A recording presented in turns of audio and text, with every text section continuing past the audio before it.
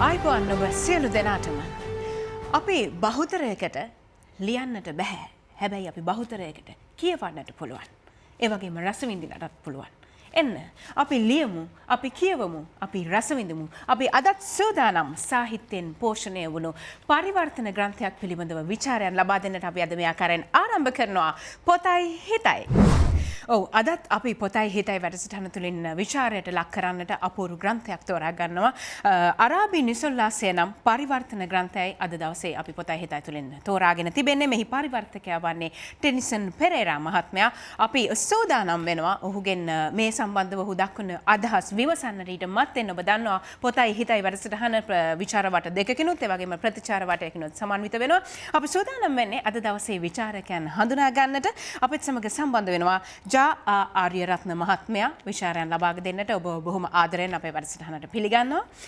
ඒ වගේම තමයි කමල් පෙරේරා මහත්මයා ඉන්නවා. අපි මේ සඳහා විචාරයන් ලබා දෙන්නට ඔබට බොහොම ආදරෙන් අපි වැඩසටහනට පිළිගන්නවා. වෙනද වගේම පොතයි හිතයි වැඩසටහන මෙහෙවන්නට සුමුදු චතුරානි ජයවර්ධන ඉන්නවා අපිත් එක්ක සම්බන්ධ වෙලා ඔබත් බොහොම ආදරෙන් වැඩසටහනට පිළිගන්නවා. ඔව් ඉතින් අපි මේ ආකාරයෙන් ප්‍රවේශය ලබා ගන්නේ අරාබි නිසොල්ලාසය නම් පරිවර්තන ග්‍රන්ථය පිළිබඳව එහි පරිවර්තකයා වන ටෙනිසන් පෙරේරා මහත්මයා තමන්ගේ කෘතිය පිළිබඳව දක්වන අදහස් දැනගන්නට. අරාබි නිසොල්ලාසයේ ප්‍රථම වතාවට ලංකාවේ පළවෙනි මීට අවුරුදු 126කට පෙරයි. ඒ ඇල්බර්ට් සිල්වා කියන මහත්මයෙක් තමයි මේක පළ කරන්නේ. ඒක සාරාංශමය පරිවර්තනයක්. ඊට පසු කීප දෙනෙක්ම ඩබ්ලිව් සිල්වා මහත්මයා, එතකොට කේ.බී. සුගතදාස මහත්මයා ඒගොල්ලෝ පොඩි පොඩි කොටස් පරිවර්තනය කරලා තියෙනවා. ඒවා සාරාංශමය වශයෙන් තමයි පරිවර්තනය කරලා තියෙන්නේ. මම අරාබි නිසොල්ලාසයේ සම්පූර්ණ පරිවර්තනයක් කියන්නේ කොටස් කිසි දෙයක් අඩු කරන්නේ නැතුව අංග සම්පූර්ණ පරිවර්තනයක් වොලියුම් 11කින් මම පළ කරන්න කල්පනා කරා. මොකද මේ අවුරුදු 100 ගානකින් මේ ලංකාවේ පූර්ණ පරිවර්තනයක් ලංකාවේ පාඨකයන්ට දැනගන්න ලැබුණේ නැහැ. මම ඒ අඩුපාඩුව පරිමෙහිමට තමයි මම මේ පරිවර්තනය කරන්නේ. අත් වශයෙන්ම මේක ලේසි වැඩක් නෙමෙයි. අවුරුදු 2කමාරක් මට මේ පරිවර්තනය කිරීමට කාලය ගත වුණා. ඉතින් අත් වශයෙන්ම කෙලින්ම අරාබි නිසොල්ලාසයක් සිංහල පාඨකයා අරාබි නිසොල්ලාසය කියලා මෙතෙක් කියවලා තිබුණේ එක තැන් වලින් පොඩි පොඩි කොටස් පමණයි. මම හිතන මගේ පොත පළ වුණාට පස්සේ බොහෝ පාඨකයෝ දැනගත්ත අරාබි නිසොල්ලාසය කියන්නේ අති විශාල පොතක් කියලා. මේකට වෙලුම් 11ක් මං කර පරිවර්තනයේ වෙලුම් 11ක් තිබෙනවා. ඒ 11 අත් වශයෙන්ම මේ මුල් අරාබි කෘතිවල දක්නට ලැබෙන සෑම අංගයක්ම අඩුපාඩුවක් නැතිව පළ කරලා තියෙනවා. ඒ වගේම කවි අරාබි නිසොල්ලාසයේ තියෙන කවිත් මගේ පරිවර්තනයට ඇතුළත් වෙලා තියෙනවා. එක්තරා රජ කෙනෙක් තමන්ගේ බිරියගේ තියෙන මේ යම්මම් දුබලතා දැකලා ඇගේ දුරාචාරය දැකලා කලකිරිලා ඒකට පරිගැනීමක් වශයෙන් කාන්තාවන්ගෙන් පරිගැනීමට පටන් ගත්තා. දවස ගානෙම එක තරුණියක් ලබාගෙන පහෝදා උදේට මරා දැමීමේ චාරිත්‍රයක් එයා පටන් ගත්තා. මේකට එරෙහිව චාරා සාදි කියන තරුණිය නිර්භීතව ඉදිරිපත් වෙලා මේ රජුරුවන්ගේ මානසිකත්වය වෙනස් කරන්න සැරසුණා. ඔහු ඒ නිසා කතන්දර කියන්න පටන් ගත්තා. රජුරුව මේ කතන්දර වලට වශී වෙලා ඔහුගේ තිබුණු අර මේ පහෝදා උදේ මරා දැමීමේ චේතනාව ඔහුගෙන් අයින් වෙලා ගියා. ඔහු හැමදාම පහෝදාට කතාවේ කොටසක් ඉතුරු වෙන්න තබලා කතාව අමාර කරනවා. එතකොට මේ විදිහට ඔහු කතා 1001ක් කියවනවා. එතකොට 1001 ක්‍රය කියලා මේ අරාබි නිසොල්ලාසයට නම් කරන්නේ තන්නේ ඒ නිසයි. ඒ වගේම මම මේකදී ඊටාම් පාවිච්චි කරේ ඊටාම් සරල සුගම භාෂාවක්. මොකද මීට කලින් පරිවර්තක හැටියට කරපු ඇල්බර්ට් සිල්වා මහත්තයාගේ භාෂාව ඊටාම මේ ඉතා නොපැහැදිලි භාෂාවක්. නමුත් මම ඉතා පැහැදිලි භාෂාවක්, ඉතාම සුගම භාෂාවක් මේ සඳහා භාවිත කරගත්ත. මම හිතන පාඨකයාට ප්‍රයෝජනවත් වෙයි කියලා මේ පොත. ඔව් ඔබ ඒ දුටුවේ අරාබි නිසොල්ලාසය නම් ග්‍රන්ථයේ පරිවර්තකයා ටෙනිසන් පෙරේරා මහත්මයා තමන්ගේ ග්‍රන්ථය පිළිබඳව දැක්වූ අදහස්. අපි සූදානම් වෙනවා පළවෙනි විචාර වටයට යොමු වෙන්නට. සුමුදු ඔබට අවස්ථාව තිබෙනවා මේ රැගෙන යන්නට. ස්තුතියි අම්මා. මම මුලින්ම කමල් පෙරේර මහත්මයාට යොමු වෙන්නට කැමතියි. අපි දකිනවා මේ අරාබි නිසොල්ලාසය කියන මේ කෘතියේ සංක්ෂිප්ත පරිවර්තන කිහිපයක්ම දැන් වසර අපේ ටෙනිසන් පෙරේර මහත්මයා කියූ පරිදිම වසර 126කට පෙර සිට මේ දක්වා වරින් වර නිකුත් වෙනවා. මේ ඔක්කොම සංක්ෂිප්ත පරිවර්තන. ටෙනිසන් පෙරේර මහත්මයා අපේ මේක බොහොම මේ සම්පූර්ණයෙන්ම කියවලා ඉතා විශාල විදියට වෙලුම් 11කින් යුතු කෘතියක් බවට සිංහල පාඨකයන්ට පත් කරලා දෙනවා. මේ ආයාසකර ව්‍යායාමයට අපි ටෙනිසන් පෙරේර මහත්මයාට ගෞරවය පුද කරන්න ඕන නේද? ඇත්තටම කියනවා නම් සුබඳ මම හිතන්නේ මේ ටෙනිසන් පෙරේර මහත්මයා මේ වෙනකොට අපිට අපේ රටේ ඉන්න ජ්‍යෙෂ්ඨ ලේඛකයෙක් බව අපි කවුරුත් දන්නවනේ. එතුමා ලේඛකයෙක් පමණක් නෙවෙයි මේ හුදු ස්වතන්ත්‍ර රචකයෙක් පමණක් නෙවෙයි කියන එකයි මම අදහස් කරන්නේ. ඔහු අපිට හඳුනා දීලා තියෙනවා පරිවර්තන කෘති ගණනාවක්. ඒ කියන්නේ දැන් මේ අරාබි නිසොල්ලාසේ කතා වගේම නූතන සාහිත්‍ය ධාරා දක්වා කියන්නේ කෆ්කා ආදී ලේඛකයන් දක්වා වූ සාහිත්‍ය ධාරාවක කෘති මාලාවක් අපිට ඔහු හඳුනා දීලා තියෙනවා. ඒකම ඔහු ඓතිහාසික නවකතාව කියන ඡානරේත් විශාල වැඩ කොටසක් කරලා තියෙනවා. ඔහු කුඩා දරුවාගේ පටන් වැඩිහිටියා දක්වා වූ ඒ වයස් පරතරයේ සියලු පරතරයන් ආවරණය වෙන විදිහේ මේ කෘති සම්පාදනය කරපු ලේඛකයෙක්. මම හිතන්නේ 100 ගණනක් මේ වෙනකොට අපිට ප්‍රදානය කරලා තියෙනවා ටෙන්සන්ගේ කෘති. ඉතින් ඒ අතින් බලනකොට මම හිතන්නේ ඔබයි මායි මට ඉස්සෙල්ලත් කතා වුණා. මම හිතන්නේ මේ වැඩසටහන ආරම්භ කරන්න ඉස්සෙල්ලා මේ ටෙනිසන් කරපු මේ වැඩේ වුණ ප්‍රමාණවත් කියලා මට හිතෙනවා. ඔහුගේ සාහිත්‍ය මෙහෙවර අගය කරන්න. මේ අරාබි නිසොල්ලාසේ කෘති මාලාව සිංහල පාඨකයට හඳුනා දීමම පමණක් වුවත් සෑහෙනවා කියලායි අපි කතා වුණේ. මම හිතන්නේ ඒක ඇත්ත. මොකද මේක ආයාස කර ප්‍රයත්නයක්. අනිත් එක මම දන්නවා ටෙනිසන් පෙරේරාගේ පෞද්ගලික ජීවිතය. ටෙනිසන් පෙරේරා කියන්නේ ජ්‍යෙෂ්ඨ ලේඛකෙක් වගේම ඔහු සහ ඔහුගේ බිරිඳ හුදකලාව ජීවත් වෙන්නේ. දැන් ඔහුගේ දරුවෝ ලංකාවේ නැහැ. එක දරුවා ඉන්නේ. ඔහු ලංකාවේ නැහැ. ඒ නිසා ඔහු විශාල මේ ගෙදර වැඩ කොටසකුත් කරමින් තමයි මේ සාහිත්‍යකාරයන්ට උර දෙන්නේ. එතුමාගේ බිරිඳ අසනීපෙන් ඉන්නේ. ඒ බිරිඳගේ කටයුතු කරනවා, බෙහෙත් හේත් කරනවා. ගෙදර යොම් පියුම් ටික පවා මේ ටෙනිසන් පෙරේරා මහත්මයා අතින් තමයි සිද්ධ වෙන්නේ. ඉතින් මේකෙන් අපිට පේනවා අර ලේඛකෙක් කියන්නේ මොනතරම් දුරට තමන්ගේ මෙහෙවර වෙනුවෙන් අපකැප වී වැඩ කරන කෙනෙක්ද. ඔහු සාහිත්‍ය ආස්වාදයක් එහෙම නැත්නම් සාහිත්‍ය රසිකත්වයක් සමාජයේ දියුණු කිරීම සඳහා මොනතරම් කැපවීමක් කරනවද. ඉතින් ඔබ කිව්වා වගේ ටෙනිසන් පෙරේරා කරපු මේ වැඩ කොටස. ඒ කියන්නේ කෘති 11ක් මේ වෙනකොට පළවෙලා තියෙන කෘති පිටු 300ක කෘති. ඔහු මම හිතන්නේ වැඩ කරන්නේ ඊටාම කාලානුරූපව වැඩ කරන කෙනෙක්. කාලසටහනකට අනුව උදේ පාන්දර 4ට අවදි වෙනවා. ඊට පස්සේ ගෙදර වැඩ කටයුතු ටික කරනවා. ඊට පස්සේ බිරිඳගේ වටන් ටික කරනවා. කරලා ඔහු දවසේ සාහිත්‍ය වෙනුවෙන් යම්කිසි කාලයක් නිශ්චිත කාලයක් ගත කරලා තියෙනවා. ඉතින් ආදර්ශයක් අපිට සපයලා තියෙනවා.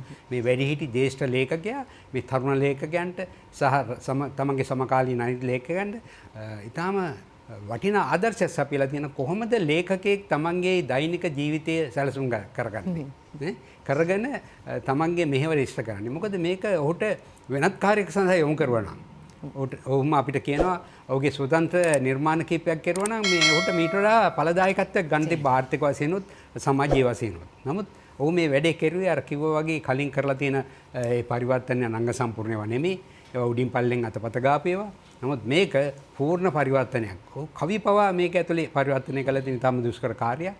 ඉතින් මම හිතන්නේ සුමුදු අපි ඔහුට ඔබ කිව්වා වගේම විශේෂ ස්තුතියක් ලංකාවේ පාඨක සමාජයේ හැටියට පමණක් නෙවෙයි ලංකාවේ ලේඛක ප්‍රජාව හැටියට සමකාලීන ලේඛක හැටියට කිසිම නිර්ලෝභීත්වයෙන් තොරව අපි ටෙනිසන් පෙරේරාගේ මේ මෙහෙවර අගය කරන්න ඕනේ. ඔහුට ප්‍රාර්ථනා කරන්න ඕනේ. තවත් දුරටත් මෙවැනි සාහිත්‍ය මෙහෙවරක නිරත වෙලා අපේ සාහිත්‍ය ශාස්ත්‍රය පුළුල් කරන්න, සාහිත්‍ය රසිකත්වය වර්ධනය කරන්න දායකත්වය ලබා දෙන්න කියලා.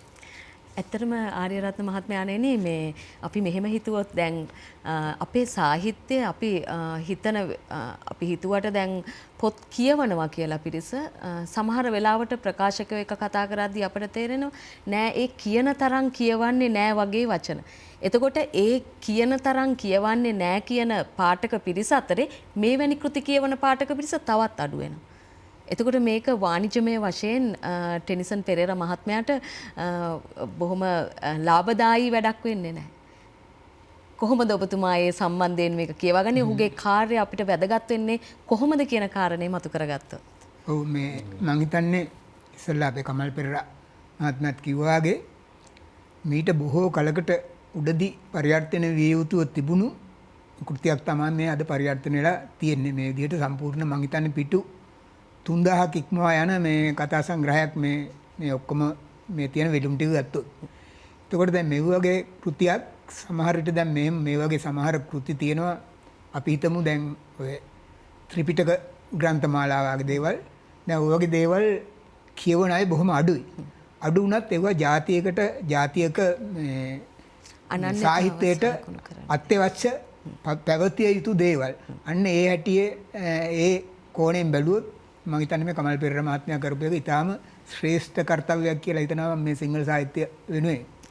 ඒ වගේම තවත් කාරණයක් දැන් මීට සමාන්තර අනිත් කෘති එක්ක බැලුවොත් අනිත් ඒ කියන්නේ මම මේ සඳහන් කරොත් මහා භාරතය පංචතන්ත්‍රය වගේ කෘති එතකොට මේ කතා සරිත් සාගරය වගේ ගත්තොත් එතකොට දැන් ඒවටත් මම හිතන්නේ මේ වගේ මේ ටෙන්සන් පෙරේරා මහත්මයා අනුගමනය කරමින් කිසිවෙක් ඒවත් සම්පූර්ණ කෘති හැටියට පළ කරන්න උත්සාහ කරනවා නම් හොඳයි කියලාත් මේ පොත කියවපුවාම මට හිතුණා මම හිතන්නේ ටෙන්සන් පෙරේරා මහත්මයාම මේ උත්සාහයක් දරන බවක් මාත් එක්ක කිව්වා මේ පංචතන්ත්‍රය සම්පූර්ණයෙන් සිංහලට නගන්න ඉංග්‍රීසි පරිවර්තනය සහ සංස්කෘතික මුල් කෘතියත් ආශ්‍රය කරගෙන මම හිතන්නේ ඒකත් මේ අපිට හොඳ ආරංචියක් කියලා හිතනවා.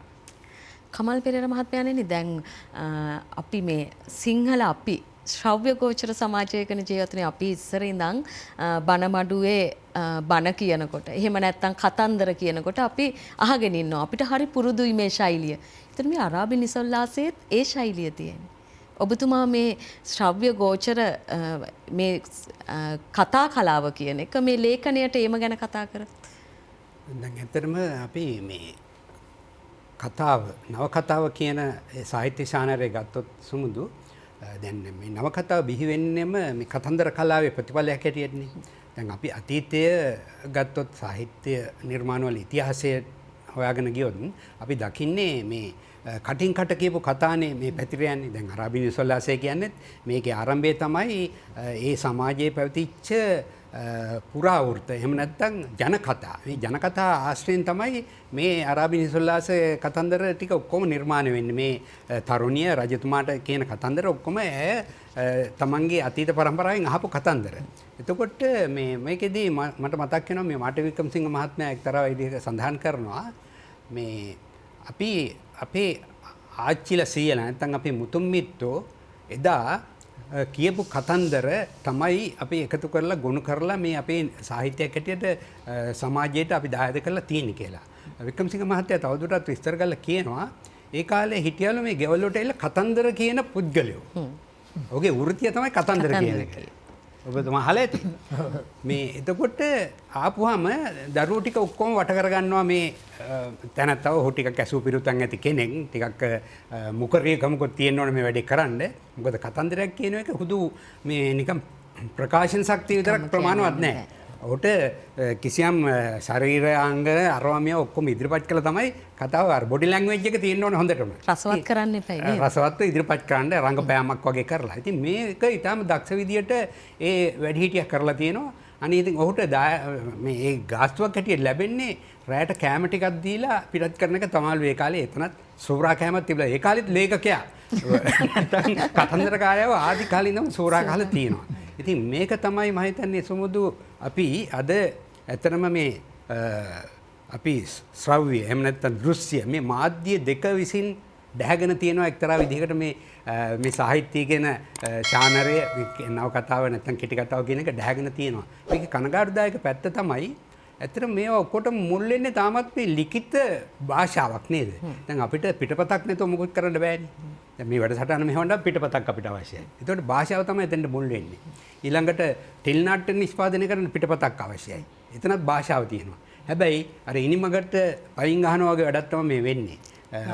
තමන් වහලට නැග්ගත්තට පස්සේ ඉනිමකට පයින් ගහනවා. මේ භාෂාව අමතක කරනවා. අද අපිට තියෙන ඛේදවාචක ඒකයි.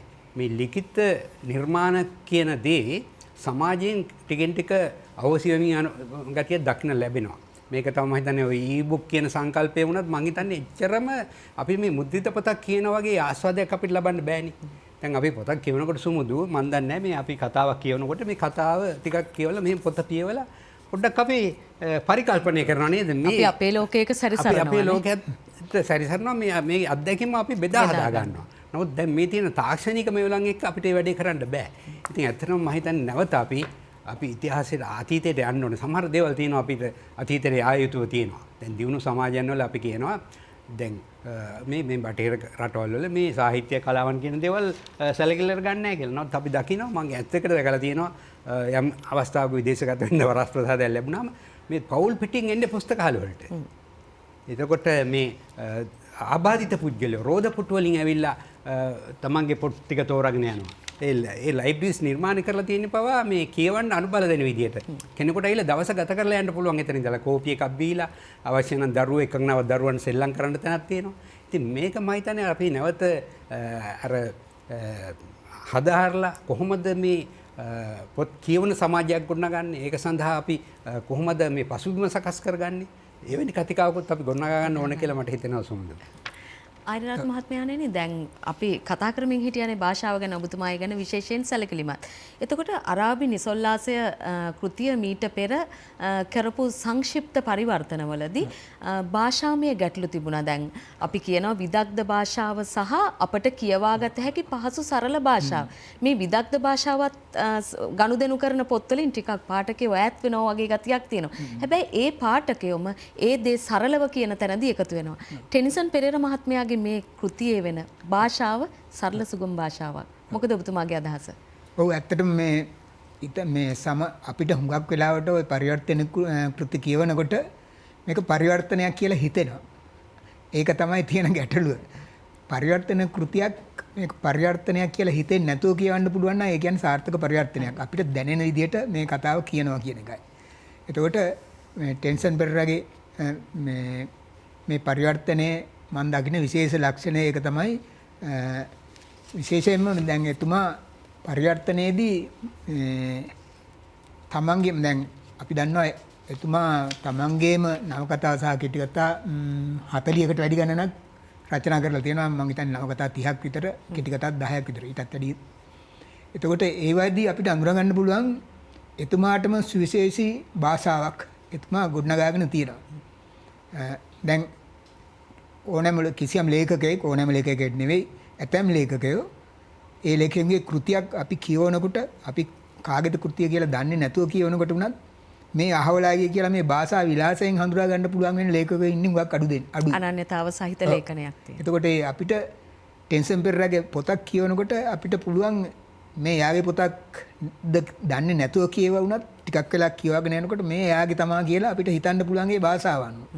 ඒ ලක්ෂණය මම හිතන්නේ මේ පරිවර්තනයේට උනත් එක්තරා දුරකට ඇවිල්ලා තියෙනවා. දැන් එයාගේ පොත්වලදී අපිට හම්බ වෙන සමහර යෙදුම් දැන් තියෙනවා ඇස් මානාගෙන ඉන්නවා. ඔය වගේ යෙදුම්. මේ හුඟක් ඔය කෙටි කතාවල නව කතාවල එහෙම එයාගේ එන යෙදුමක්. එතකොට තවත් ඔය වගේ මේ තිබුණා මේ ටෙන්සන්ටම සුවිශේෂ යෙදුම් දැන් මේ වගේ මේ බලාපොරොත්තු අට්ටාල බඳිනවා. දැන් ඔහොම එවුවා පිවිසෙන්නේ නැහැ සාමාන්‍ය පරිවර්තකයෙකුට මේ පොදු පරිවර්තකයෙකුට මේ අර වචනාර්ථයම දෙනවා මිසක්. එයින් එහාට ගිහිල්ලා නිර්මාණාත්මක පරිවර්තනයක් ටෙන්සන් කරලා තියෙනවා. ඉතින් මම හිතන්නේ එතුමා නිර්මාණාත්මක ලේඛකයෙක් වීම ස්වතන්ත්‍ර ලේඛකයෙක් වීම එතනදී මේ පරිවර්තන කාර්යයේ ඉලා අයට හුඟක් මේ වැදගත් කාර්යයක් ඉෂ්ට කරනවා කියලා. ඒ අතින් ඉතා සාර්ථක පරිවර්තනයක් කියලා මට හිතන්න පුළුවන්. අපි කියවා ගනිමින් සිටින්නේ අරාබි නිසොල්ලාසේ 1001 රැය කියලා තමයි බොහෝ පාඨකයෝ මේක දන්නේ. ටෙන්සන් පෙරේරා මහත්මයා තමයි මේක පරිවර්තනය කරන්නේ. වෙලුම් 11කින් සමන්විත කෘති මාලාවක් මෙය. ඔබට කියවා ගන්නට ආරාධනා කරනවා. බොහොම විචිත්‍රවත්. ඔබ පුංචි කාලේ එකමත් එක රටක කියලා ඇහුවා වගේ පුංචි ඒ කතන්දර අද අරාබි නිසොල්ලාසේ වගේ විවිධ ලස්සන විවිධ කතන්දර බවට පත් වෙලා තියෙනවා. ඉතින් ආරාධනා කරනවා අරාබි නිසොල්ලාසේ කියවා ගන්න කියලා. අපි දෙවනි විචාර වටයටයි සූදානම් වන්නේ.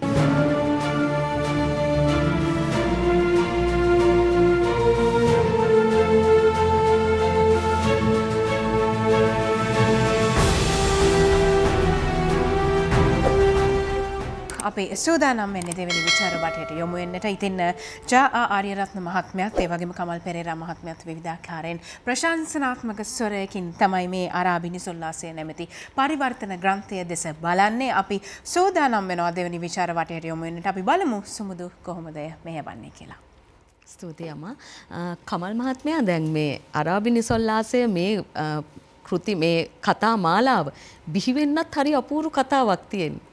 අපි ඒ ඉතිහාසය මතක් කරගමුද පාඨකයන්ට පහසුවක් විදියට. ඔව් මම හිතන්නේ මේක අපි ටෙන්ෂන් පෙරේරා මහත්මයාම මේක පිළිබඳව පොඩි හැඳින්වීමක් කරනවා. මම හිතන්නේ එතුමා මේක කිසියම් හැදෑරීමක් කරලා කියන නිසා මම හිතන්නේ එතුමා අදහස් පළ කරන විදිහටම අපි පොඩ්ඩක් ඒ ගැන කතා කරමු සමුදු. එතුමාගේ පොතේ පෙරවදනක් දිග අපිට හම්බ වෙනවා මේ අරාබි සාහිත්‍ය සහ මේ අරාබි නිසොල්ලාසය කොහොමද මේ ලියුනේ කියලා. දැන් මේ තැන්දී මේ කෙටියෙන් මෙහෙම කියනවා මම කියවන්නම්. අරාබි නිසොල්ලාසය හේවත් 1001 රැය ලෝකයේ අතිශයින්ම ප්‍රකට වූ භාෂා ගණනාවකට පරිවර්තන වූ අපූර්ව කතා සංග්‍රහයකි. එක්තරා රජෙක් බිසවගේ අනාචාරයේ සියසින් දැක හටගත් වෛරයෙන් දැපි ස්ත්‍රී වර්ගයාගෙන් පරිගැනීමට දැරූ ප්‍රයත්නයක් එක්තරා තරුණියකගේ ප්‍රඥාගෝචර උපායශීලීත්වය ඉදිරියේ හිම කැටමින් දිවී ගිය ආකාරයේ කියවන අරාබි නිසොල්ලාසයේ ඇතැම් කතා නිර්මාණයන් අසමාන ප්‍රතිභාව හෙළි කරන දෙවන්ත පරිකල්පන පොදියක් බඳුය. කතා පිට කතා නගන ඒ කතා පිට තවත් කතා මවන මේ කෘතිය අපූර්ව ආකෘති වලින් හා අන්තර්ගතයන්ගෙන් සන්නද්ධ වූ සාහිත්‍ය ප්‍රයත්නයක් හෙළි කරන කැටපතකි. ඉතා සුළු සිද්ධියක් ඇසුරු කර විස්මිත කතාවක් පරිකල්පනය කිරීමේ හැකියාව නම් මේයි කියන්නට බැරිය. මේ විදිහට අපිට මේ පොතේ පසුබිම් පිළිබඳව කිසියම් අවබෝධයක් ලේඛකයා ලබා දෙනවා. ඒකම සමුදු මම කියන්න කැමති මේ අපිට මේ පොත වැදගත් වෙන තවත් වැදගත් කාරණයක් තියෙනවා. ඒක තමයි දැන් මම ඉස්සෙල්ලා සඳහන් කරුවා ඔබ අහන්න නැති මේ අපිට හමු වෙනවනේ මේ සාහිත්‍ය ශානර කීපයක්. එතකොට ඓතිහාසික නවකතාව කියලා ශානරයකුත් තියෙනවා. එතකොට මේ ඓතිහාසික නවකතාවට ඇත්තටම මුල පුරන්නේ මේ අරාබි නිසොල්ලාසය ඇතුළු කතා පෙළක් තමයි. මේක අරාබිකරෙන් මෙහා පැත්තට ආපුවම අපි මහා භාරතයේ පැත්තට ගියොත් අපේ මේ ආර්යරත්න මහත්මයා සඳහන් කරුව විදිහට මහා භාරතයේදී අපිට හම් වෙන දෙවන්ත කෘති දෙකක්. රාමායන සහ මහා භාරතය කියන කෘති දෙක. දැන් විචාරකයෝ කියනවා සමුදු මේ කෘතිවල තියෙනවා කියලා බොහොම සමාන ලක්ෂණ.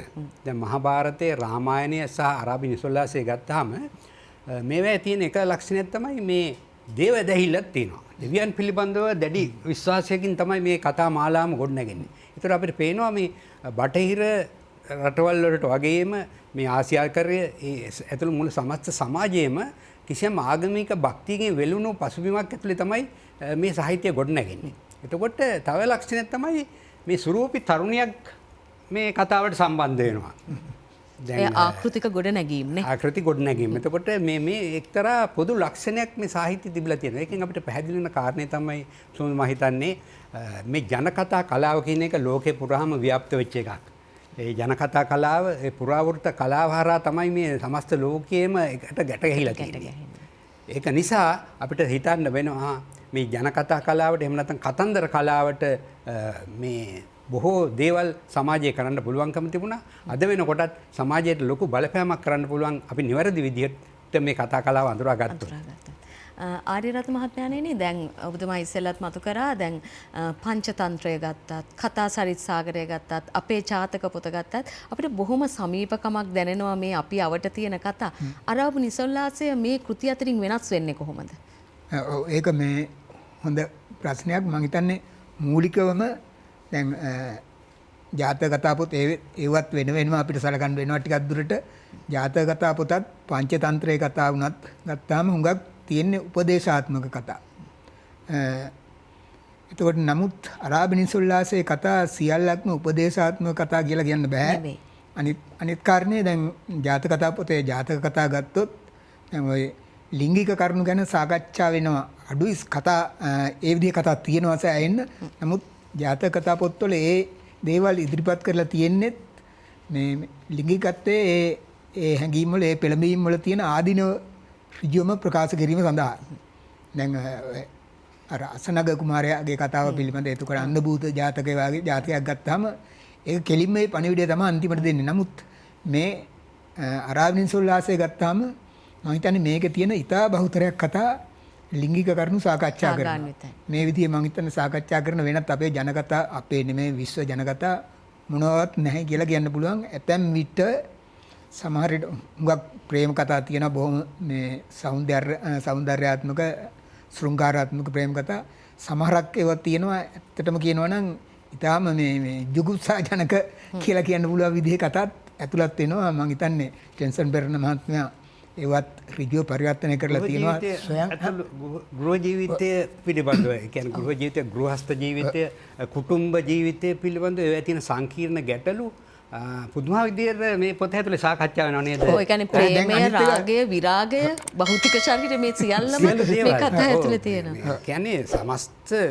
ජන ජීවිතයේ අතරපු තැනක් නැහැ කියලා මේ හිතෙනව නේද? කොහොමද ඊටාම සුළු සිදුවීම් පවා. ඒ කියන්නේ ඇඳුමක් පිච්චිච්ච එකක්. ඒක අර කතාව ගොඩ නැගෙන්නේ කොහොමද? තමයි හිතන්නේ අපිට මේ ලේඛකයන් හැටියට අපිට ඉගෙන ගන්න බොහෝ මූලාශ්‍ර සාහිත්‍ය නිර්මාණයක් ගොඩනගන්නේ කොහොමද? පරිකල්පනය ගොඩනගාගන්නේ කොහොමද කියන ඒවට කදිම උදාහරණ. අනිත් ප්‍රබන්ධ කලාවට සමහරක් තියෙනවා මේ මම හිතන්නේ මේ වර්තමාන අපි නූතන කෙටි කතාව පශ්චාත් නූතන කෙටි කතාව වගේ එකක් ගත්තොත් ඊට සමාන කරන්න පුළුවන් කතා කීපයක් මේකදී හම්බ වෙනවා. මේ අර විශේෂයෙන් මේ අර රජකුමරෙක් පිරිමින් ප්‍රතික්ෂේප කරන රජකුමාරියක් කොහොමද දැප නිදාගන්නේ කියන එක ක්‍රමයෙන් ලියුම් ලියලා මුලින්ම තර්ජනය කරනවා ඒ කුමාරි ආයෙත් ලියුමක් ලිව්වොත් මේ ගෙල සිඳ දානවා කියලා. නමුත් ඒවට නිර්භය මූණ දීලා පියවරෙන් පියවර අර කුමරියව තමන්ගේ ග්‍රහණයට ගන්නවා කොහොමද? ඒ වගේ මේ ඒක කරන්නේ කොහොමද? ඒක කරන්න මෙයා දාන මනෝ උපක්‍රම සාහිත්‍ය ප්‍රයෝග ඊට පස්සේ සාහිත්‍ය තාක්ෂණය මේ සියලුම දේවල් අන්තර්ගත කෘතිමාලාවක් හැටියට මේක හඳුන්වන්න පුළුවන් අපිට. ඒ වගේම මේ කමල් මහත්මයා අසීමිත රාගය නිසා මිනිස් ජීවිත විනාශ වෙන ආකාරයත් මේකේ තියෙනවා. පැහැදිලිවම තියෙනවා. ඒ සියල්ල. දැන් එක කතාවක් මට මතක් වෙනවා මම මේක සටහන් කරගත්තා මේ ඔබ කියපු කාණයට අදාළ එකක් මේ අපේ අනුලා බිස්සව සංකේතවත් කරපු කතාවක් මේක ඇතුලේ එනවා. මේ එක්තරා රැජිනක් ඉන්නවා. ඒ රැජින කරන්නේ තමන්ගේ ස්වාමිපුරුෂයන්ව ඝාතනය කරන එක. ස්වාමිපුරුෂයන්ගෙන් ලබන්න පුළුවන් ආස්වාදය ලැබලා ඝාතනය කරලා දානවා. දැන් මේක ඇත්තටම බලන්න අර මම ඉස්සෙල්ලා කිව්ව විදිහට මේ ලෝකේ පුරාවටම මේ පුදුම අන්තර් සම්බන්ධතාවයක් නේද? මේ සාහිත්‍ය නිර්මාණවල චරිතවල අර අපි කියන්නේ පොදු ධර්මතාවක් කියලා එකක් ජීවිතය පිළිබඳ පොදු ධර්මතාවක් ලෝකේ තියෙනවා කියලා. ඒ ධර්මතාව කියන එක මේක ඇතුලේ අපූර්ව විදිහට විග්‍රහ වෙනවා. ජීවන ධර්මතාව කියන එක. ඒ වගේම ආර්යරත්න මහත්මයාණෙනි දැන් මේ අර මේ කෘතියේ දැඩිව ආගමික ප්‍රචාරණයක් සිද්ධ වෙනවා. ඒක මෙහි නිර්මාණාත්මක බවට බාධාවක් වෙලා තියෙනවද? එහෙම හිතන්න අමාරුයි මම හිතන්නේ. මේ දැන් හුඟක් අපි මේ අරාබි රටවල් ගත්තොත් ඔය දැන් කාන්තාවන් පිළිබඳව වර්තමානයේ පවතින තහංචි හුඟක් මේ සීමා කිරීම. දැන් මේ කෘතිය අපිට කියවනකොට මේ හිතෙනවා මේ වගේ දේවල් තිබිලා නැහැ නේද ඒ කාලේ කියලා. දැන් අද නම් කාන්තාවක් මූණ වහගෙන යන්න ඕනේ කියන තත්වයට මේ තහංචි වර්ධනය වෙලා තියෙනවා. මේ ඊට වඩා බොහොම ලිහිල් සමාජයක් තමයි ඒ කාලේ තිබිලා තියෙන්නේ. අපිට පේන විදිහට මේ කතා කියනවා. අන්න ඒ වගේ සමකාලීන සමාජය හොඳට නිර්මාණය වෙන කතා මේ පිළිබිඹු වෙන කතා මේ කෘතියේ අන්තර්ගතයි බොහොමයක්. ඒ අතින් මම හිතන්නේ අනිත් මේ පංචතන්ත්‍රයෝ ජාතක කතාවට වඩා පොදු ජනතාව රජවරුන්ට අදාළ රාජ්‍ය තන්ත්‍රය වගේම සාමාන්‍ය පොදු ජනතාව වේලෙන්දෝ ගෝවියෝ මේ එඬරෝ වගේ මිනිස්සු හුඟක් මේවා ඉන්නවා චරිත හැටියට. ඇත්තටම ආර්යරත්න මහත්මයාණෙනි පංචතන්ත්‍රය මේ බොහොම ආත්ම දමනයෙන් යුතුව ලියවෙන කෘතියක්නේ. මෙහි ආත්ම දමනය දකින්නට නෑනේ. ඒකම සුවිශේෂී ලක්ෂණයක් වෙනවා එකෙන් වෙනස් වෙන්නට. ඒක තමයි උපදේශයම අරමුණු කරගත්ත ලියවිච්ච ගන්න පංචතන්ත්‍රය කියන්නේ උපදේශාත්මක උපදේශයක්. දැන් මෙහි මේ උපදේශයක් නෑනේ. ජීවන විවරණයක් තියෙන්නේ. බොහොම නිදහසේ අර ඇත්තටම නිදහසේ ගලාගෙන යන ගඟුලක් වගේ ගලාගෙන යන ගතියක් අපිට දැනෙනවා. ජීවිතයේ පුරාවටම තියෙන සෑම සංසිද්ධියක්ම ඊටම ගැඹුරෙන් සාකච්ඡා කරනවා සහ උත්ප්‍රාසයෙන් ඒවා දේශ බලන ආකාරය නේද? ඒත් දැන් හුඟක් මම හිතන්නේ සමහරක් දැන් මිනිසුන්ගේ තියෙන මේ මානසික ව්‍යාධි අරවා මෙව්වත් ඇඟ වෙන කතාවක් තියෙනවා. දැන් එක තැනක මට මතකයි එක්තරා මේ තරුණියක් අර මේ එක මේ පුද්ගලයෙක් වෙලෙන්දෙක් ඒ කතාවේ කියන හැටියට මේ මිනිස්සයා බලෙන් වාගේ බැඳ ගන්නවා කසාද බැඳ ගන්නවා. ඊට පස්සේ ඒ පුද්ගලයා කලින් හිටිය ප්‍රේමතිය ළඟට ගියයි කියලා ඒ පුද්ගලයාට ඉතා ක්‍රූර දඬුවම් දෙනවා. නිකන් අර අපිට මේ අර විකෘති ලිංගික මේවා එකක් වගේ කර සේඩිසම් කියලා කියන්නේ මේ මොකද්ද මේ පරපීඩකම් කියලා කියන ඒ වගේ මේ තත්ත්වයන් උනත් විග්‍රහ කරලා තියෙනවා ඇතම් කතාවලදී. කමල් පෙර මහත්මයා මේ වගේ කෝණකින් මේ පොත දිහා බලන්න පුළුවන්ද කියලා නිකමට හිතලා බැලුවොත් පාලක පන්තිය සාමාන්‍ය ජනයාගේ ප්‍රශ්න ගැන දැනුවත් කරන විදිහේ ක්‍රියාදාමයක නිරත වෙනවා කියලා. දැන් මේ ශාහරාසාදි කියන මේ තරුණිය විසින් සාමාන්‍ය ජනතාවගේ ප්‍රශ්න ටික තමයි මේ රජුරුවන්ට යොමු කරන්නේ. ඒ වැනි කෝණයකින් පාලකයා සාමාන්‍ය මිනිසාගේ ප්‍රශ්න හඳුනා ගන්න කරන කෘතියක් විදියට අපිට දැන් ඉතිහාසය කියවනකොට දකින්න ලැබෙන දෙයක් තමයි මේ රාජකීයත්වය. එහෙම නැත්නම් රාජ්‍ය පරම්පරාවන් කොයි විදිහටද ජනතාවත් එක්ක සම්බන්ධකම් පැවැත්වුවේ. ඇත්තටම ජනතාවට කිසිසේත්ම මහරජුකට සමීප වීමේ අවස්ථාවක් තිබුණේ නැහැ. ඒතර මම හිතන්නේ මේ අරාබි නිසොල්ලාසේ මේ මොකද මේ අපි මේක අමතක කරන්න නරකයි සමුදු මේ ඇවිල්ලා ජන කතන්දර මාලාවක් තමයි මේ යන්නේ. එතකොට එදා ඉඳන්ම ජනතාව මේ කතන්දර ගොතන්නෙම තමන්ගේ දුක් ගැනවිලි, තමන් මත එල්ල වෙන පීඩනය, සමාජයේ තමන් දරන ඒ කියන්නේ දුක් පීඩා මේ සියලු දේවල් වල ප්‍රකාශන මාධ්‍යයක් හැටියට තමයි අපිට මේ ජන කතාව හඳුනා ගන්න පුළුවන්.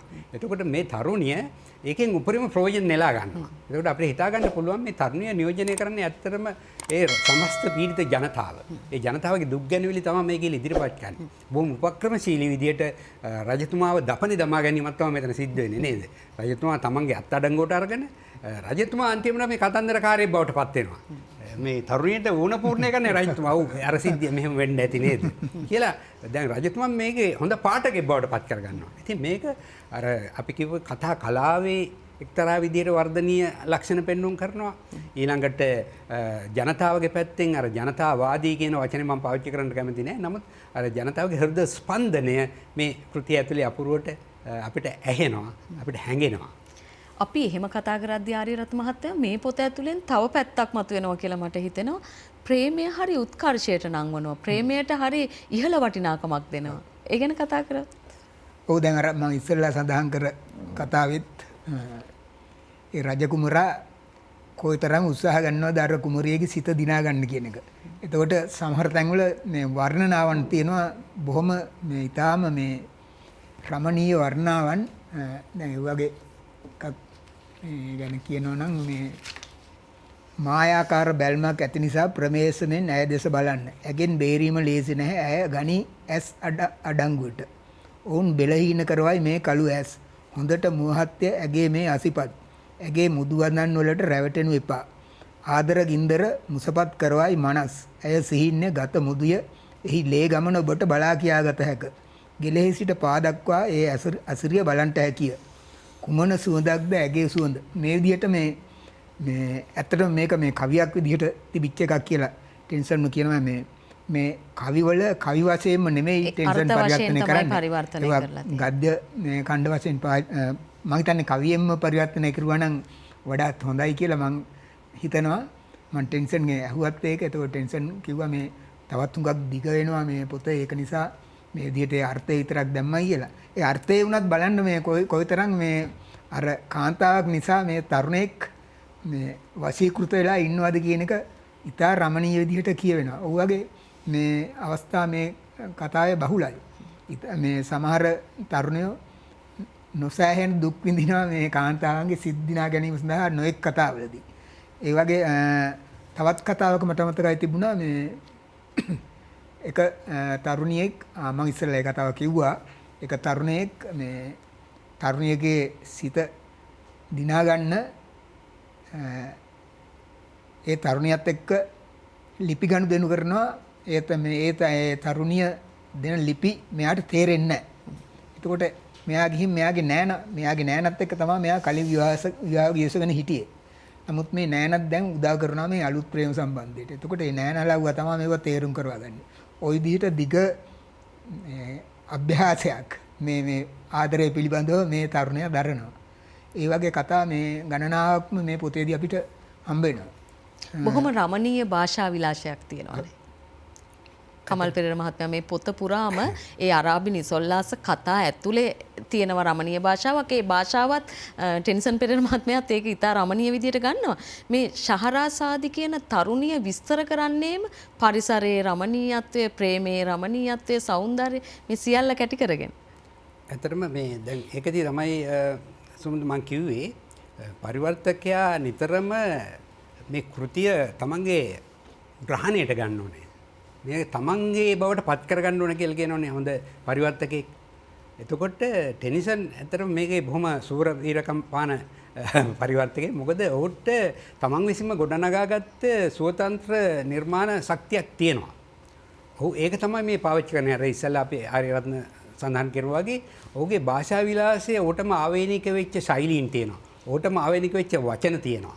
මේ වදන් කෝෂය ඔහු ඊටාම මනවින් භාවිතා කරනවා මේ පරිවර්තන කාර්යයේදී. එතකොට මේ එදා අරාබි ජනකතාව එහෙම නැත්නම් මේ අරාබි නිසොල්ලාසේ ඒ ආපු හැඟීම් දැනීම් ඒ පරිසර වර්ණාවන් ටෙනිසන් තමන්ගේ බවට පත් කරගෙන පාඨකයාට ප්‍රදානය කරනවා.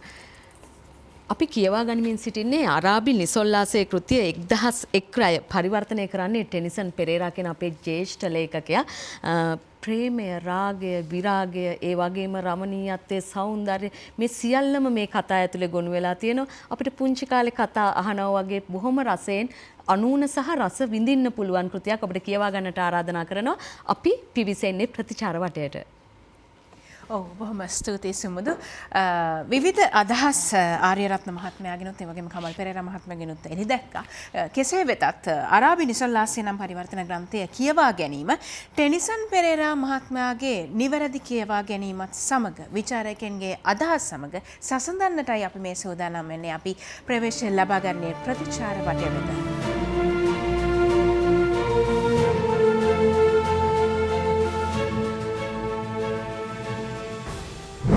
අපි සූදානම් වන්නේ ප්‍රතිචාර වටය වෙත ඔබ රැගෙන යන්නට. අපි දන්නවා ශ්‍රී ලංකාව තුළ එහෙම නැත්නම් මේ සාහිත්‍ය විශ්ව සාහිත්‍ය කරා රැගෙන යන්නට ශ්‍රී ලංකාව තුළ මානව සම්පත් ටිකක් බිහි වෙලා ඉන්නවා. අපිට ඒ සියලු දෙනා එක් කරගෙන මේ සාහිත්‍ය ඉදිරියට අරගෙන යන්නට අවශ්‍යයි. ඒ නිසා තමයි අපි පොතයි හිතයි වැඩසටහන මේ ආකාරයෙන් විචාර වැඩසටහනක් ලෙස ඔබ වෙතට රැගෙන එන්නේ. අපි කතා කරමින් සිටියේ අරාබි නිසොල්ලාසේ නම් පරිවර්තන ග්‍රන්ථය පිළිබඳව. මෙහි පරිවර්තකයා වන්නේ ටෙනිසන් පෙරේරා මහත්මයා. අපි සූදානම් වන්නේ ටෙනිසන් පෙරේරා මහත්මයා සමග ප්‍රතිචාර වටයට යොමු වෙන්නට අපි ඔබව බොහොම ආදරෙන් අපේ වැඩසටහනට පිළිගන්නවා. ඔව්. ඉතින් සුමුදු ඔබට හැකියාව තිබෙනවා ප්‍රතිචාර වටය ආරම්භන්නට. අපි බලමු ටෙනිසන් පෙරේරා මහත්මයා තමන්ගේ පරිවර්තන කෘතිය පිළිබඳව දක්වන අදහස් මොනවද වෙන්නේ කියලා. ස්තුතියි අමා. ටෙනිසන් පෙරේරා මහත්මයාට ඇත්තටම අපි ඉතාමත් ගෞරවයෙන් ස්තුතිවන්ත වෙනවා පාඨකයන් විදියට මේවැනි විශාල කාර්යයක් කරලා අපි ඉදිරියේ තැබීම ගැන. මම කැමතියි දැනගන්න ඔබතුමාගෙන් මෙවැනි විශාල කාර්යයකට අත තියන්න ඔබතුමාට ඇතිවෙච්ච අරමුණ මොකක්ද කියලා. මට ප්‍රධාන වශයෙන් මේ අරමුණක් ඇති වුණේ මේ වගේ සම්භාව්‍ය කෘතියක් අපේ ලංකාවේ මේච්ච උගතුන් වියතුන් ඉන්න රටේ මේ පූර්ණ පරිවර්තනයක් කරන්න බැරි වුණා අවුරුදු 126ක් යනකම්. කියන්නේ මුල්ම පරිවර්තනය අවුරුදු මේ ඇල්බර්ට් සිල්වා මහත්මයා කරේ මීට අවුරුදු 126කට පෙර. එදා තුර මේ ලංකාවේ මේ ප්‍රබුද්ධයන් අතර මේ මෙච්චර ප්‍රබුද්ධ ජනතාවක් ඉන්න සමාජයක් තියෙන ශාස්ත්‍රීය දේවල් කතා කරන මේ කාටවත් මේකේ පූර්ණ පරිවර්තනයක් කරන්න අවශ්‍යතාවයක් තිබුණේ නැහැ. මට මේක පෙවුණ විශාල මේ හිස්තැනක් වගේ. මේ හිස්තැන පෙරවීමට මට පුළුවන් කියලා මගේ හැඟීමක් ඇති වුණා. ඒක නිසා මම පිටපත් හෙව්වා හැමතැනම. පිටපත් මේ පිටපත් ලංකාවේ නැහැ. පිටපත් නැහැ ගන්න. ඉතින් මම ඊට පස්සේ ඇරබියන් ට්‍රස්ට් එකේ පිටපත මම හොයාගත්තා. ඊට පස්සේ මේ පෙන්ග්වින් සම්පූර්ණ පිටපත හොයාගත්තා. ඉතින් ඒ විදිහට පිටපත් 3ක් හොයාගත්තා. ප්‍රධාන හේතුව ඒකට හේතු වෙන්න හේතු වුණේ මේ කියන්නේ මේ අරාබි නිසොල්ලාසේ කියන එක මේ පිටපත් විවිධ සංස්කාරකවරු මුල් පරිවර්තනවල යම් වෙනස්කම් තියෙනවා. සමහර ඒවා කවි නෑ. සමහර ඒවා කතන්දරවල යම් වෙනස්කම් කරලා තියෙනවා. කියන්නේ දැන් මේ විවාහය දික්කසාදේ ගැන මතවාද තියෙනවා ගොඩක්. ඔය මුස්ලිම් ආගමේ විවිධ මතවාද තියෙනවා. ඒ මතවාද වලට පක්ෂ ඒවා සමහර ඒවා විපක්ෂය ඒක දාන්නේ. එතකොට ඒ වගේ දැන් ඔය තීරණාත්මක ආගමේ තීරණාත්මක කරුණු මේකේ සාකච්ඡා වෙනවා. මේ කියන්නේ මුස්ලිම් ආගමේ තියෙන දෙවියන් වහන්සේ පැවැත්ම වාදී කාරණාත් කතා වෙනවා. ඒ වෙලේදී එක පැත්තට බලනනම් ඒ කොටස ගන්න සමහර අය. අන්න එහෙම මේ තියෙන අතහැරීම් තියෙනවා. පිටපත්වල විවිධත්වයක් ඇති වෙලා තියෙන නිසා. ඉතින් මම කල්පනා කරා අපි කරන්න ඕනේ ඒක නෙමෙයි. මේ හැමදේම ඇතුළත් වෙලා තියෙන හොඳ දෙයක් කරන්න ඕනේ කියලා තමයි මගේ අදහස. ඒක නිසා මම බොහෝ වෙලාවට අරබියන් ට්‍රස්ට් එකේ ඒක බැලුවා. ඊට පස්සේ මේ ඔය පෙන්ග්වින් ට්‍රස්ට් මේක බැලුවා මම දැක්කේ ඇත්ත වශයෙන්ම මේ හුඟක් දුරට මේ සාර්ථකව තියෙන්නේ මම හිතන්නේ පෙන්ග්වින් එකේ තියෙන හුඟම පෙන්ග්වින් පරිවර්තනය ඉතාම විශිෂ්ට පරිවර්තනයක්. මොකද හේතුව කවි අති විශිෂ්ටයි. මොකද මේ සොනට් ක්‍රමයට තමයි කවි ලියලා තියෙන්නේ. නමුත් මට සොනට් ක්‍රමයට කවි කරන්න හිටියනම් තව සෑහෙන කාලයක් ගත වෙනවා. අනික මේ ඒක නිසා මම අත්තරේ අනික ප්‍රකාශකයත් කැමති වුණේ නැහැ පොත දිග් ගහනවට. කවි පල්ලෙහාටනේ ලියන්න වෙන්නේ. ඒකට මේ පොත තව බැලුම් 10ක් කරා බැලුම් 22ක් විතර වෙනවා. ඉතින් ඒකට කරදරයි ඒක මහත්ය නං ওই විදිහට මේ තේරුම විතරක් දාන්න කියලා. ඉතින් ඒ වගේම අර විවිධ අංග එකතු කරලා මම පරිවර්තන 3ක විතර ඒක එකතු කරලා හොඳට පිළිපතක් හැදුවා. ඉතින් ඒක මගේ දේවල් දැම්මේ නෑ. ඒකේ මූලික ලක්ෂණ තියෙන්න ඕනේ කියලා මම හිතුවා. ඒක නිසා තමයි මම රාමිසොල්ලාසයක් කරන්න අදහස් කරේ. මේ අංග සම්පූර්ණ පිළිපතක් අවුරුදු 126කට පස්සේ හරි මට සමාජයට දෙන්න තිබුණා ලොකු භාග්‍යයක් කියලා මට හිතුණා. මොකද හේතුව මගේ දැන් මගේ අවුරුදු 81යි මගේ වයස. මට තව වැඩි කාලයක් ජීවත් වෙන්න පුළුවන්. ඒක නිසා මගේ ජීවිත කාලය තුළ මට කරන්න පුළුවන් උපරිමය තමයි මම මේ කරේ. අපි එතුමාට හැබැයි චිරංජයුතු කියලා ප්‍රාර්ථනා කරන්නේ. අපි කොයි වෙලාවකවත් එහෙම හිතන්නේ නැහැ. තව බොහෝ වැඩ කළ හැකි ඔබතුමාට. මම කමල් පෙරේරා මහත්මයාගෙන් අහන්නට කැමතියි මේ නූතන නවකතාවට මේ කතා පාදක කරගත්තොත් දැන් උදාහරණයක් විදිහට බටහිර කතාවල බොහෝ මෙහි අద్භූත රසය ගත්ත අවස්ථා තියෙනවා. හැරි පොටර් කතාව ගත්තත් මෙහි ආభాසය ලැබුවාද වැනි හැඟීමක් තියෙනවා අපිට. මේ භූතයෝ ඉන්නවා එක එක දේවල් මේ කතා ඇතුලේ තියෙනවා. නූතන කතාවට මේ අරාබි නිසොල්ලාසය මොන වගේ බලපෑමක්ද කරලා තියෙන්නේ? නූතන කතා කලාව ඇතරම මම අර කලින් සඳහන් කරුවා වගේ මේ සුමුදු දැන් මේ කතා කලාවේ එක්තරා විකාශනයේ මම හිතන්නේ අපිට මුදුන් මල් කඩක් හැටියට හඳුන්වන්න පුළුවන් මේ කෘතිය. මොකද දැන් කතා කලාව සඳහා වූ පර්යේෂණාගාරයක් හැටියටත් මේක හඳුන්වන්න පුළුවන්. දැන් අපි සාකච්ඡා කර විදිහට මේ කෘතිය ඇතුලේ අපිට හම් වෙනවා කතා කීමේ කලාව. ටෙන්සන් පෙරේරා මහත්මයාත් ඒක මම හිතන්නේ මුල් කෘතියේ තිබිච්ච මුල් කෘතියට ඉතාම සාධාරණත්වයක් ඉෂ්ට කරමින් මේ කතන්දරයක් කීමේ ආකාරයෙන් තමයි මේ කතාව ඉදිරිපත් කරන්නේ. දැන් ඉස්මාගේ තියෙන භාෂා දැනීමයි ශිල්ප ඥානයයි එක්ක ගත්තොත් මේක මීට වඩා බොහොම විදග්ධ විදිහකට ඉදිරිපත් කරන්න තිබුණා. නමුත් මම හිතන්නේ මුල් කෘතියට සාධාරණ ඉෂ්ට කරන්න අර ගැමි තරුණියක් කිසියම් කෙනෙකුට කියන කතන්දරයක් හැටියටම තමයි මේ කතා මාලාවම ගලාගෙන යන්නේ. ඉතින් ඔහු පාවිච්චි කරනවා මේ කතා වලලු කියලා. කතා වලල්ලක් මේක. එකින් එක වෙලමින් තමයි කතා මාලාවම ගොඩ නැගෙන්නේ. ඉතින් ඒ එක පැත්තකින් ඒක කතා ආකෘතිය. එහෙම නැත්නම් කතාවක් කොහොමද කියන්නේ? දැන් ප්‍රකට කියමනක් තියෙනවනේ සුමුදු මේ වඩා වැදගත් වෙන්නේ කතාව කතාව කියන ආකාරය කියලා. එතකොට සාහිත්‍ය නිර්මාණයක වැදගත්ම ලක්ෂණය තමයි කතාව ඉදිරිපත් කරන විලාසය. පාඨකයාව අපිට ග්‍රහණයට ගන්න පුළුවන්, පාඨකයාව ආකර්ෂණයට පත් කරන්න පුළුවන් කතා විලාසය තුළ. එතකොට මේ අද ලේඛකව පොරබදන්නේ කොහොමද මගේ මේ කතාව කියන මොඩල් එක හොයාගන්නේ? ආඛ්‍යාන උපක්‍රමය මොකද්ද මම මේක කියන. ඉතින් මේකේ ආඛ්‍යාන උපක්‍රම මාලාවක් තියෙනවා. එක එක තාලෙන් එක එක අත්දැකීම් එක එක විදිහට ඉදිරිපත් කරනවා. අර අපි කිව්වා වගේ ත්‍රාසජනක අවස්ථාවක් ඉදිරිපත් කරනවා මේකට ගැලපෙන ආකෘතියක් එනවා. ප්‍රේම ජවනිකාවක් ඉදිරිපත් කරන්න ඕන වුණාම ඒකට ගැලපෙන ආකෘතියක් එනවා. ඊළඟට අර ජීවිතයේ විග්‍රහයට ලක් කිරීම. එහෙම නැත්නම් ජීවිතේ විමර්ශනය කිරීම. ජීවිතය දිහා කොයි විදිහටද කොයි ආකාරයකින් බලන්න පුළුවන්ද? දෘෂ්ටි කෝණ ගණනාවකින් ජීවිතයට ආලෝක ධාරාවන් එල්ල කරන්න පුළුවන්ද? මේ විදිහට සාහිත්‍ය කරුවෙකුට අවශ්‍ය හොඳ වැඩබිමක් මේක. හදාරන්න අත්පොතක් හැටියට පාවිච්චි කරන්න සහ නිර්මාණ සාහිත්‍යයේ ඉසව් කොහොමද අපි තවදුරටත් පුළුල් කරගන්නේ අපේ අත්දැකීම් ඉදිරිපත් කිරීමේදී කොවිදේද අපි පරිකල්පන ශක්තිය ගොඩනගා ගන්නේ එතකොට ප්‍රතිනිර්මාණ හැකියාව කොහොමද ගොඩනගා ගන්නේ මම හිතන්නේ ඔබ කිව්වා වගේම අපිට මේක හොඳ කෝස්ටාගාරයක් බවට පත් වෙනවා මේක ලේඛකයන්ට අත්පොතක් හැටියට අපිට පාවිච්චි කරන්න පුළුවන් කතා කීමේ කලාව මේ උගන්නන එක්තරා විදිහක පොතක් හැටියට හඳුන්වන්න පුළුවන් මේ විදිහේ විවිධ කෝණවලින් මේ පොත අපිට අගය කරන්න පුළුවන් ඒකම හොඳ කතා රසයක් අපිට ලබා දෙන කෘතියක් හැටියට අපිට හඳුන්වන්න පුළුවන් ආරියරත්න මහත්මයාණෙනි දැන් මේ කතාවේ අතුරු කතා හරි සියුම් විදියට එකතු කරනවා මේ දැන් ජාතක කතා පොතේත් අපිට තියෙනවානේ මුල මැද අග තියෙනවා ඊට පස්සේ හාමුදුරුවෝ කතා කර කර හිටියේ මොකද්ද කියලා බුදුහාමුදුරුවෝ අහනවා මේ වගේ සියුම් කතා පරිකතා අපිට එකතු කරනවා මේ පොතේත් ඒ ලක්ෂණය තිබෙනවා ඒ ගැන කතා කරමු ඔව් මේ පොතේ දැන් මූලික කතා කීපයක් දිවෙනවා ඒ අතරේ මූලික කතාවලට ඈඳෙන ඒ මූලික කතාවල පාත්‍ර වර්ගයා හා යම් විදියකින් සම්බන්ධ අතුරු කතා එනවා මේ ඒ වගේමයි සමහර විට දැන් ඔය විශේෂයෙන් පංචතන්ත්‍රයේ වාගේ මේ කතා වෙනවා මේකෙත් තියෙනවා සත්තුන් පිළිබඳ කතා. ඒකට සත්තුන් පිළිබඳ කතා ආපුවාම ඊට වඩා ටිකක් වෙනස් ස්වරූපයක් ගන්නවා. ඒ අතුරු කතාව අර මූලික චරිත වලින් සම්පූර්ණයෙන් වෙන් වුණු වෙනස්ම චරිත වාගේ. එතකොට ඒ විදිහට ඒ වගේ ආකෘති අර කමල් කිව්වා වගේ ඒ වගේ විවිධ ආකෘති මේදී ප්‍රයෝජනට අරන් තියෙනවා. ඒ වගේම කමල් කිව්ව එකට මටත් ටිකක් එකතු කරන්න හිතුණා දැන් ඔය නූතන ඇත්ත වශයෙන් පශ්චාත් නූතන සාහිත්‍ය ගත්තාම පශ්චාත් නූතන නවකතා සාහිත්‍ය කතාව අර අපි යථාර්ථවාදයේ ඉඳලා අධ්‍යාත්මවාදයට ගිහිල්ලා සමහර විට මේ අද්භූතවාදයටත් ආපහු එන ගතියක් ඔය පශ්චාත් නූතන කතාවල තියෙනවා.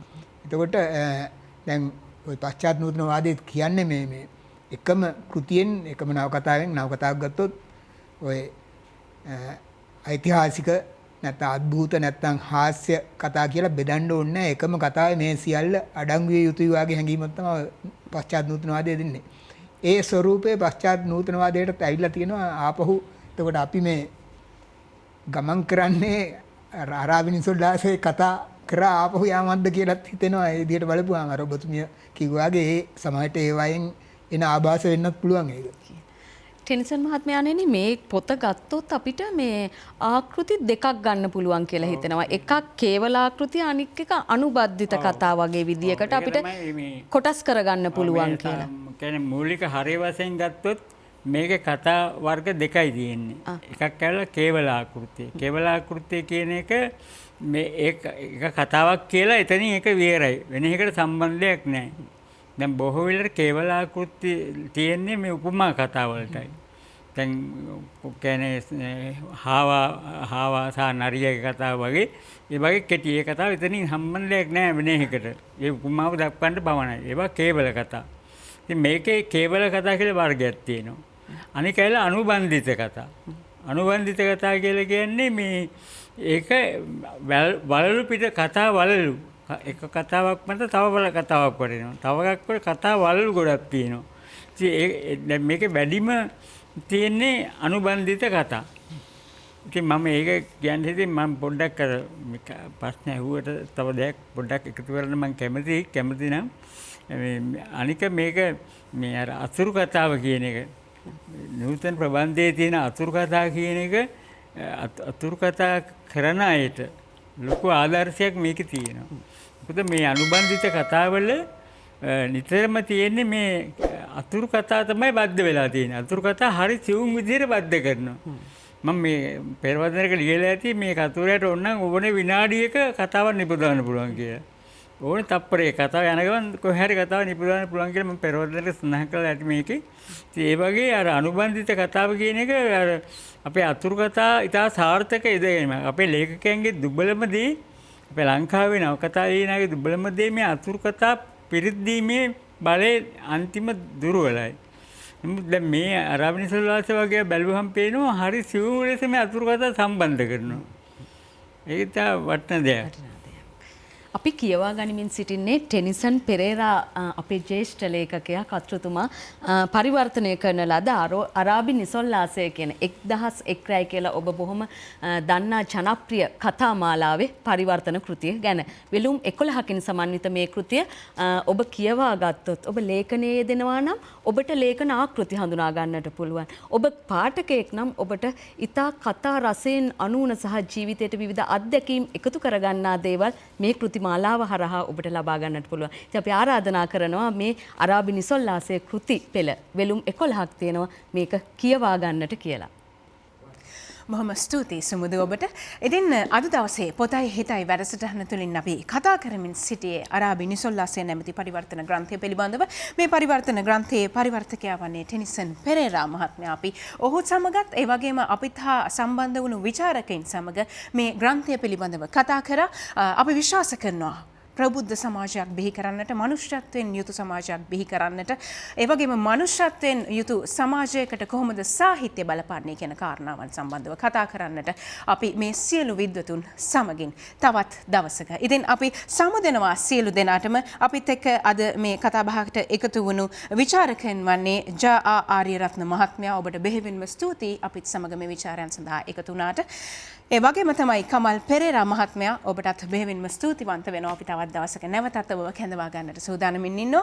ඒ වගේම තමයි අරාබි නිසොල්ලාසය නැමැති පරිවර්තන ග්‍රන්ථයේ පරිවර්තකයා ටෙනිසන් පෙරේරා මහත්මයා. ඔබට බෙහෙවින්ම ස්තුතිවන්ත වෙනවා අපිත් එක්ක මේ ආකාරයෙන් අදහස් බෙදාගත්තට සහ මේ සාහිත්‍යයට, අපේ සාහිත්‍යයට, එහෙම නැත්නම් විශ්ව සාහිත්‍යයට තවත් දේ එකතු කරන්නට කියලා අපිට ඔබ හදවතින්ම සුබ පතනවා. ඒ වගේම තමයි පොතයි හිතයි විචාරය සහ ප්‍රතිචාර වටයන් මෙහෙයුවේ වෙනදා වගේම සුමුදු චතුරානි ජයවර්ධන ඔබටත් බෙහෙවින් ස්තුතිවන්ත වෙනවා. අපි නැවතත් ලබන සතියේ හමු වෙන්නට බලාපොරොත්තු වෙනවා. කෙසේ වෙතත් තාක්ෂණයත් එක්ක අපේ ජීවිත එකිනෙක බැඳමින් ඉස්සරහට යනවා. නමුත් මේ යුගයෙන් යුගයට සම්ප්‍රේෂණය වෙන සාහිත්‍ය කවදාද කොහොමද නවතින්නේ? එහෙම නැත්නම් මේ සාහිත්‍ය කොහොමද අපේ ඊළඟ දරු පරපුර වෙනුවෙන් රැගෙන යන්නේ? ප්‍රශ්නාර්ථයක් තිබෙනවා. ඒ නිසා තමයි අපි පොතයි හිතයි විචාරාත්මක වැඩසටහන මේ ආකාරයෙන් ආරම්භ කරේ. ඔබ වෙනුවෙන්, ඔබේ ජීවිතය වෙනුවෙන්, ඔබේ ජීවිතය දකින්නට, මනස දකින්නට උදව්වක් වෙනුවෙන්. ඉතින් ඒ නිසා අපි සූදානම් ලබන සතියේ නැවතත් තවත් අත්දැකීමක් සමගින් ඔබ හමු වෙන්නට ප්‍රාර්ථනා කරන ඔබ සියලු දෙනාටම සුබ සතියක්.